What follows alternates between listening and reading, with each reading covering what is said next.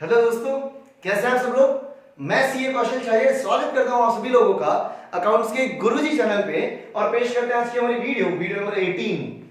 हम लोगों ने जो लास्ट दो वीडियोस देखी थी, वीडियो नंबर 16 और 17, वहां पे हम लोगों ने पीएनएल अप्रोप्रिएशन अकाउंट और पार्टनर्स के कैपिटल अकाउंट से रिलेटेड कुछ क्वेश्चन सॉल्व किए थे, जहां पे हम लोगों को पीएनएल अप्रोप्रिएशन भी बनाना था और पार्टनर्स कैपिटल करंट अकाउंट भी बनाने थे। हम लोगों ने कुछ क्वेश्चन सॉल्व किए थे और मैंने कुछ क्वेश्चन आपको होमवर्क में करने के लिए भी बोला था। आज हम लोग जो टॉपिक स्टार्ट करने वाले हैं, ये टॉपिक आपके लिए मोस्ट इंपॉर्टेंट टॉपिक है। पिछले जितनी भी बार अगर आप बोर्ड के पेपर्स देखेंगे तो उनमें मोस्टली एग्जाम्स के अंदर पास्ट एडजस्टमेंट का क्वेश्चन आया हुआ है। पास्ट एडजस्टमेंट हम लोग जो टॉपिक पढ़ने वाले हैं, ये बोर्ड में बहुत फ्रीक्वेंटली पूछा जाता है। इस चैप्टर से अगर बात करें तो क्वेश्चन, अब एक बार समझ लेते हैं पास्ट एडजस्टमेंट है क्या। देखिए, आप लोगों ने 11th क्लास में एक चैप्टर पढ़ा था, rectification of errors. Rectification of errors में क्या था कि हम लोगों को सिर्फ जब गलती पता पड़ती थी, चाहे फाइनल अकाउंट्स बनाने से पहले हो, चाहे ट्रायल बैलेंस बनाने से पहले हो, चाहे हम ट्रायल बैलेंस बनाने के बाद हो, हम लोग क्या करते थे, उन्हें रेक्टिफाई करते थे। अब यहां पर पार्टनरशिप के केस में थोड़ा सा सिनेरियो अलग है। यहां पे क्या होता है कि सर हम लोगों ने पार्टनरशिप फर्म के अकाउंट्स बनाए, अकाउंट्स क्लोज कर दिए, अकाउंट्स क्लोज कर दिए। बाद में मान लीजिए फ्यूचर में जाके पता चलता है कि हमसे कुछ मिस्टेक्स हो गई थी, कुछ एरर्स रह गए थे, कुछ ओमिशन रह गए थे। अब उन एरर्स को रेक्टिफाई करने का जो तरीका है वो कहलाएगा पास्ट एडजस्टमेंट्स। अब जितने भी एरर्स हमसे हुए, जितने भी हमसे ओमिशंस हुए, जो भी हमने मिस्टेक्स कर दी, उसकी वजह से क्या होता है कि किसी न किसी पार्टनर को या तो प्रॉफिट कम मिला होगा या प्रॉफिट ज्यादा मिला। हम लोगों ने जब कोई एरर्स वगैरह किए तो उससे इंपैक्ट क्या है कि सर हो सकता है कि हमारा जो प्रॉफिट डिस्ट्रीब्यूट हुआ वो प्रॉफिट गलत हो गया। अब ये जो प्रॉफिट का डिस्ट्रीब्यूशन गलत हुआ, इस प्रॉफिट के डिस्ट्रीब्यूशन की वजह से क्या हुआ, या तो किसी की पार्टनर की कैपिटल ज्यादा बढ़ गई या किसी की ज्यादा कम हो गई, मतलब प्रॉफिट या तो किसी को कम मिला या ज्यादा मिला। अब यहां पर हम लोग जब रेक्टिफिकेशन करेंगे तो रेक्टिफिकेशन के अंदर हम लोग एडजस्टमेंट एंट्रीज पास करेंगे, सिंगल एडजस्टमेंट एंट्री पास करेंगे, और वो रेक्टिफिकेशन प्रोसेस पार्टनर के कैपिटल अकाउंट के थ्रू होके जाएगा। जितने भी रेक्टिफिकेशन होंगे वो पार्टनर के कैपिटल अकाउंट के थ्रू निकलेंगे। मतलब हम जो भी एंट्रीज करेंगे उनका इफेक्ट डायरेक्ट पार्टनर्स के कैपिटल पे आएगा। ठीक है, 11th क्लास में रेक्टिफिकेशन अलग अलग थे, वहां पे हम लोगों ने दूसरे अकाउंट्स को भी यूज किया था, सस्पेंस अकाउंट को भी यूज किया। यहां पे हम लोग रेक्टिफिकेशन करने के लिए सिर्फ पार्टनर के कैपिटल अकाउंट को यूज करेंगे। ठीक है, स्टार्ट करते हैं पास्ट एडजस्टमेंट्स। पास्ट एडजस्टमेंट में सबसे पहला मैं आपको एक केस बता देता हूं। सबसे पहला इसको आप नेम दे सकते हैं ए। ये जो केस ए है इसको ध्यान से सुनना कि अगर मान लीजिए सर ये कहें कि एरर या ओमिशन, एरर्स और ओमिशंस इन ओनली 1 ईयर, आपसे जो मिस्टेक हुई है, आपसे जो ओमिशंस हुए हैं, वो अगर सिर्फ किसी एक ही साल के अंदर है, सिर्फ किसी सिंगल ईयर के अंदर, मतलब 2-3 सालों में मिस्टेक नहीं है, किसी एक ही साल के अंदर मिस्टेक है, और या तो ऐसा हो या same type of error with same amount in more than 1 year. एक ही तरह की गलती, एक ही तरह का अमाउंट हर बार हमारे से मिस्टेक हुई है और वो एक से ज्यादा साल में हुई है। अगर देखिए एरर्स अगर एक ही साल के अंदर है ना, तो केस ए हम लोग यूज करेंगे। केस ए में हम लोग रेक्टिफिकेशन करने का तरीका थोड़ा सा अलग रखते हैं और वो बहुत कॉमन है, बहुत इजी तरीका है।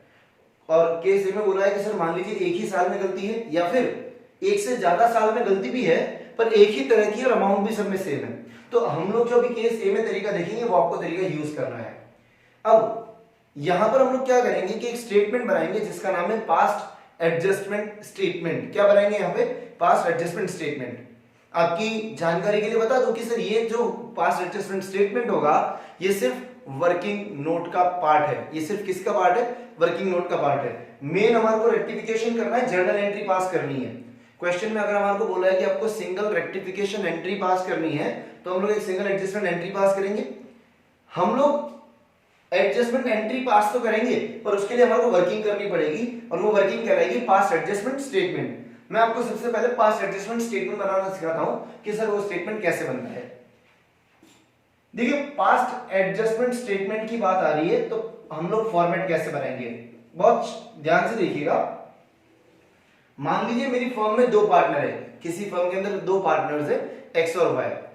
अगर पार्टनर्स दो है तो आपको कॉलम बनाने हैं 3, 1 2 3, ये कॉलम पर्टिकुलर्स का 3 कॉलम्स बनेंगे सर। इनमें फर्दर आपको सब कॉलम्स बनाने हैं, सब में 2-2 कॉलम और बनाने हैं। अभी देखिए ये कॉलम मान लीजिए x का, ये कॉलम हो गया y का, और ये जो तीसरा कॉलम है ये कॉलम होगा फर्म के नेम का। किसके नेम का? फर्म के नेम का। हम लोग अगर पार्टनर 3 है तो 4 कॉलम बनाएंगे, x y z firm. Partner 2 है तो 3 कॉलम बनाएंगे, एक फर्म का कॉलम भी बनेगा। और यहां पे जो आपने सब कॉलम्स बनाए हैं उनको नेम दे दीजिए डेबिट क्रेडिट, डेबिट क्रेडिट और डेबिट और क्रेडिट। यहां पे ये हेडिंग आ जाएगी पर्टिकुलर्स। ये एक फॉर्मेट है, हो सकता है आपको स्कूल में अलग फॉर्मेट पढ़ाया गया हो सकता है आपको दूसरी जगह क्लासेस वगैरह में अलग फॉर्मेट पढ़ाया गया हो। ये इजी फॉर्मेट है, बहुत इजी है, इसमें आपको कोई दिक्कत टेंशन लेने की जरूरत नहीं है। ध्यान से सुनिएगा ये फॉर्मेट बनते हैं, स्टार्ट कैसे करना है। अगर बात करें कि सर प्रॉफिट्स की, देखिए अगर हम लोगों से पास्ट में कुछ मिस्टेक्स हुई है तो उसका इंपैक्ट प्रॉफिट पे जरूर आया होगा। अगर हमने देखिए सबसे पहली बात मैं बोल रहा हूं कि अगर हमसे कोई मिस्टेक हुई है, एरर ऑमिशन हुए तो उसका इंपैक्ट प्रॉफिट पे जरूर आया होगा, ये फॉर श्योर है। कोई भी मिस्टेक हुई, चाहे आपने इंटरेस्ट नहीं दिया, चाहे आपने सैलरी नहीं दी, कमीशन नहीं दिया, ज्यादा दिया, कम दिया, जो भी हुआ उसका इंपैक्ट प्रॉफिट के शेयर पे जरूर आया होगा। अब यहां पे बहुत इंपॉर्टेंट चीज सुन लेना, और एक जादुई चीज बताता हूं, मैजिक बताता हूं। अगर क्वेश्चन में प्रॉफिट गलत रेशियो में बांटा है, अगर क्वेश्चन में प्रॉफिट को गलत रेशियो में बांटा है तो यहां पे कंसीडर करना है। प्रॉफिट को सही रेशियो में बांटा तो भूल जाना। क्या बोल रहा हूं वापस ध्यान से सुनो। प्रॉफिट को अगर गलत रेशियो में बांटा है तो यहां पे आप कंसीडर करो, अगर प्रॉफिट को सही रेशियो में बांटा तो भूल जाओ। सर सही रेशियो में बांटा हो या गलत में बांटा हो, प्रॉफिट तो गलत डिस्ट्रीब्यूट हुआ, माना प्रॉफिट गलत डिस्ट्रीब्यूट हुआ, पर रेशियो सही होना जरूरी है। रेशियो सही है तो यहां पे मत लिखो, और रेशियो सही नहीं है तो यहां पे आप लिख सकते हो। बट अगर आपको ऐसे फिर भी अगर किसी को लगता है कि सर हम तो चाहे प्रॉफिट सही रेशियो में दिया, गलत रेशियो में दिया, यहां पे लिखेंगे, लिखो, कोई दिक्कत नहीं है, आंसर सेम आएगा। आई बात समझ में? ये सिर्फ एक मैजिकल चीज है, आपको इसका लॉजिक बाद में समझा दूंगा, अगर किसी को समझना है तो बता दूंगा। देखो यहां लिखते हैं profits wrongly credited in wrong ratio. आपने मान लीजिए पार्टनर्स को प्रॉफिट दिए, पार्टनर्स को जब आपने प्रॉफिट गलत बांटा, देखो प्रॉफिट्स तो हमेशा गलत ही हुए होंगे, गलत ही निकला होगा। अगर आपने प्रॉफिट्स को बांट दिया गलत रेशियो में तो हम लोग क्या बोलेंगे, profits wrongly credited in wrong ratio, now debited. Partners को जो प्रॉफिट दिया उनको क्रेडिट किया था, अब पार्टनर्स को आपको क्या करना है, डेबिट करना है। तो हम लोग क्या करेंगे, पार्टनर्स को डेबिट करेंगे। पार्टनर्स को डेबिट किया, दोनों पार्टनर्स को। पार्टनर डेबिट होगा तो फर्म को आपको क्या करना पड़ेगा, क्रेडिट करना पड़ेगा। यहां पर उल्टा चलेगा फर्म के साथ में, ठीक है। हमने पार्टनर को प्रॉफिट दिया था, उनको क्रेडिट किया, अब उनसे प्रॉफिट वापस ले लो, तो पार्टनर को क्या करेंगे, डेबिट, और फर्म क्या हो जाएगी, क्रेडिट। अब अगर मान लीजिए आपने आईओसी नहीं दिया, interest on capital not allowed, now credited. अगर आप इंटरेस्ट ऑन कैपिटल देना भूल गए थे पार्टनर्स को, आपने इंटरेस्ट नहीं दिया, अगर आपने इंटरेस्ट नहीं दिया था तो पार्टनर्स को क्रेडिट नहीं हुआ था, तो अगर आप अब क्रेडिट करोगे तो यहां पे पार्टनर्स को क्रेडिट करेंगे हम लोग। पार्टनर्स का क्रेडिट मतलब फर्म को क्या होगा, डेबिट। इंटरेस्ट की कैलकुलेशन में आपको बताई हुई है कैसे करनी है, कोई नया नहीं है। इंटरेस्ट का अमाउंट बता रहा हूं, इंटरेस्ट का अमाउंट का इफेक्ट कैसे आएगा। मान लीजिए सैलरी देनी थी, salary not allowed, now credited. आपको सैलरी क्रेडिट करनी थी, अब नहीं दी, तो अब वापस क्रेडिट करनी पड़ेगी, यहां क्रेडिट करेंगे। फर्म का क्रेडिट, सॉरी पार्टनर्स का क्रेडिट, फर्म को क्या हो जाएगा, डेबिट।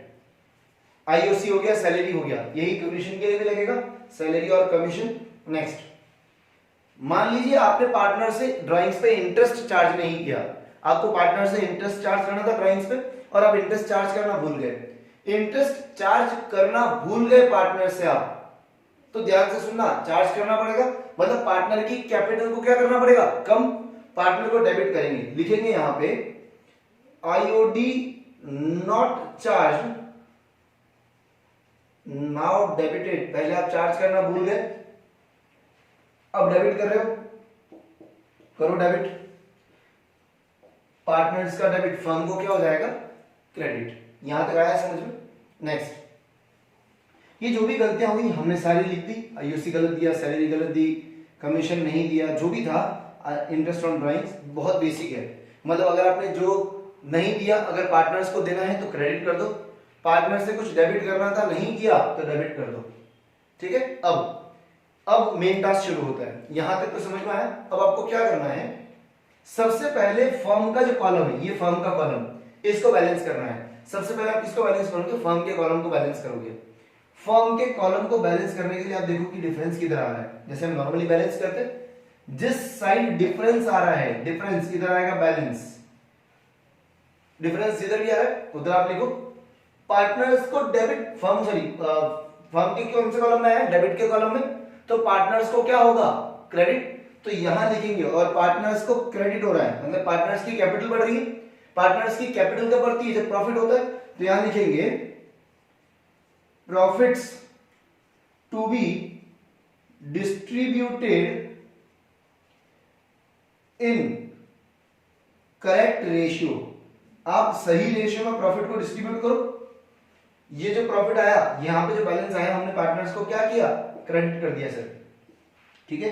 अब आपको क्या करना है, अब आपको क्या करना है, टोटल कैलकुलेट करनी हर कॉलम की। इस कॉलम की टोटल कैलकुलेट करो, इस कॉलम की भी टोटल, इस कॉलम की भी टोटल, इसकी भी टोटल, इसकी भी टोटल और इसकी भी टोटल कैलकुलेट करो। एग्जांपल लेते हैं कि सर इधर की टोटल आई मान लीजिए 1400, इधर की टोटल आई 1100, ठीक है। यहां की टोटल आई मान लीजिए 2300 और यहां की टोटल आई 2600। इधर की टोटल आ रही है 2000, मान लीजिए 5000 और इधर की भी टोटल कितनी आ रही है, 5000 आ रही है। अज्यूम करते हैं हमने ये बैलेंस वगैरह सब लिखा, बैलेंस वगैरह लिखने के बाद में हम लोगों ने टोटल करी, ये टोटल आ रही है। अब आपको फाइंड आउट करना है नेट इफेक्ट। क्या फाइंड आउट करना है, नेट इफेक्ट। बहुत इंपॉर्टेंट चीज है। नेट इफेक्ट कैसे फाइंड आउट करेंगे, आप कॉलम्स कंपेयर करते जाइए, एक्स का डेबिट और क्रेडिट कंपेयर करिए। एक्स का डेबिट कितना होना चाहिए, 1400, क्रेडिट कितना होना चाहिए, 1100। मतलब हम रेक्टिफाई कर रहे हैं तो रेक्टिफिकेशन के हिसाब से 1400 तो डेबिट करो और क्रेडिट कितना करो, 1100। अगर हम नेट की बात करें तो ज्यादा क्या हो रहा है, डेबिट, तो हम लोग 300 क्या करेंगे, उसको डेबिट करेंगे। जो चीज ज्यादा है वो ही होगा, इधर ज्यादा क्या है, डेबिट, तो 300 रुपए डेबिट होगा। नेक्स्ट, यहां पे फॉर्म वाई का कॉलम देखो, वाई के कॉलम में 26 क्रेडिट हो रहा है और 2300 क्या हो रहा है, डेबिट। तो हम लोग क्या करेंगे, वाई को बोलेंगे सर वाई को क्रेडिट करना है, जो चीज ज्यादा है वो करेंगे, ज्यादा क्या है, क्रेडिट करेंगे। सर कितना ज्यादा है, 300। यहां पे कुछ इफेक्ट आएगा नहीं। जब हम लोग रेक्टिफिकेशन एंट्री पास करेंगे, रेक्टिफिकेशन एंट्री क्या बनेगी, रेक्टिफिकेशन एंट्री की अगर बात करी जाए, डेबिट किसको किया, एक्स को, तो एंट्री बनेगी एक्सेस कैपिटल। अगर फिक्स अकाउंट, फिक्स मेथड है तो current account to wise capital या फिर करंट अकाउंट।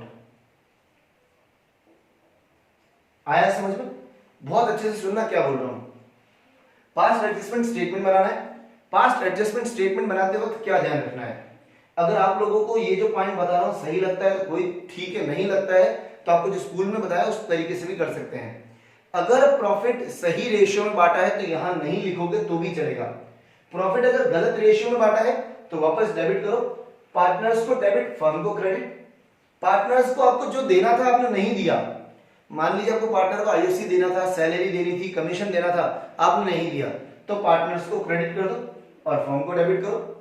आपको अगर पार्टनर से इंटरेस्ट लेना था ड्राइंग्स पे और आपने नहीं लिया, तो आप पार्टनर्स को डेबिट करो और फर्म को क्रेडिट। सारे रेक्टिफिकेशन करने के बाद में आपको क्या करना है, फर्म के कॉलम को बैलेंस करना है। फर्म का ये जो डेबिट और क्रेडिट वाला कॉलम है इसको बैलेंस करना है। जिस साइड डिफरेंस आ रहा है उस साइड लिखो। इधर डिफरेंस आ रहा था तो मैंने इधर लिख दिया। फर्म के डेबिट वाले कॉलम में डिफरेंस आया, मतलब पार्टनर्स को क्या होगा, क्रेडिट, और पार्टनर्स को क्रेडिट मतलब पार्टनर को क्या मिल रहा है, ये प्रॉफिट। तो हम ये जो अमाउंट आएगा ये क्या करेंगे, कौन से रेशियो में, करेक्ट रेशियो, कौन से रेशियो में डिस्ट्रीब्यूट करेंगे, इन करेक्ट रेशियो, पार्टनर्स के बीच में डिस्ट्रीब्यूट कर दिया। अब आपको करना क्या है, हर एक कॉलम की टोटल कैलकुलेट करनी है। टोटल कैलकुलेट करने के बाद में आपको करना है net effect calculate. Net effect कैसे आएगा, जिस साइड अमाउंट ज्यादा है उस साइड का नाम लिखो और जो डिफरेंस है वो लिखो। इधर सर 1400 इधर 1100, ज्यादा किधर है, डेबिट में, डेबिट लिखा। डिफरेंस कितना है इनके बीच में, 300, तो 300 डेबिट। यहाँ y के बीच में हमने देखा कि सर 300 क्रेडिट में ज्यादा है तो लिखा 300 क्रेडिट। जर्नल एंट्री पास करते वक्त ये हमारा मेन आंसर है, ये हमारा क्या है, मेन आंसर। यहाँ पे अमाउंट लिख देंगे, यहाँ 300 और इसका भी 300, ये हमारा मेन आंसर है। x का अकाउंट डेबिट, फ्लक्चुएटिंग है तो कैपिटल वर्ड लिखेंगे, फिक्स है तो कौन सा आएगा, करंट, और y का अकाउंट क्या हो जाएगा, क्रेडिट। कितने से, 300 से। आया सबको समझ में, ये बहुत इंपॉर्टेंट है समझना। ये वाला स्टेटमेंट तभी बनेगा जब केवल एक ही साल में गलती है, या फिर एक से ज्यादा साल में मिस्टेक तो है पर अमाउंट सेम है और गलती का टाइप भी सेम है, एरर टाइप भी सेम है। अगर ऐसा है तो ही ये स्टेटमेंट बन सकता है। आया समझ में, ये वर्किंग नोट का पार्ट होगा, ये एक बार से अच्छे से नोट डाउन कर लीजिए आप। इस पे रिलेटेड क्वेश्चंस हम लोग आने वाली वीडियो में करेंगे, इसके जो भी क्वेश्चंस है वो आने वाली वीडियो में करेंगे। अगर आपको टॉपिक समझ में आ गया है तो बहुत अच्छी बात है, और अगर कोई डाउट रहता है तो डिस्क्रिप्शन में मेरे कॉन्टेक्ट डिटेल्स गिवन है, आप मुझे वहां कनेक्ट कर सकते हैं। तब तक के लिए आशा करता हूं कि आप सब लोग घरों में अपने ठीक है। Stay safe, stay at home, thank you and bye.